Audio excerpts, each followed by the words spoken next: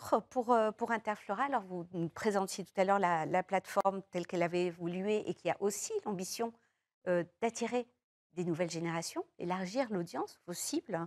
Quelle stratégie e-commerce prévoyez-vous justement pour, séduire ces nouvelles cibles?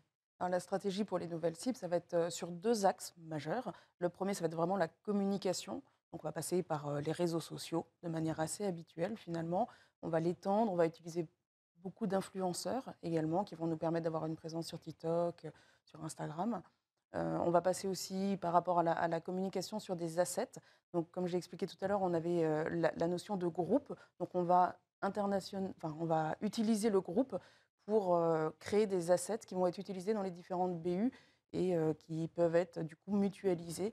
Ça va être assez intéressant et on va pouvoir tester des choses dans un pays assez proche de la France, donc ça va être l'Espagne, l'Italie, heu, pour réutiliser et inversement, des choses qu'on a testées en France qu'on va pouvoir mettre dans les autres pays.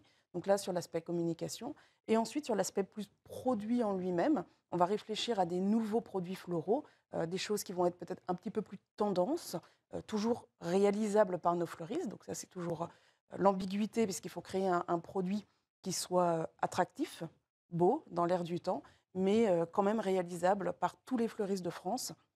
Donc là, c'est vraiment une difficulté par rapport à ça. On va utiliser un maximum de fleurs de saison également, heu, voilà, en termes de produit en lui-même et ensuite en termes de positionnement de prix, on va créer des entrées de gamme, qui vont, permettre, d'attirer justement un consommateur qui n'avait pas l'habitude de dépenser, 35-40 € dans un bouquet de fleurs. Donc pour, l'attirer et pouvoir, lui montrer, lui ouvrir la voie vers, ce qui tout le reste de la palette que l'on peut, proposer ensuite. Donc voilà, accès, communication et travail sur les produits.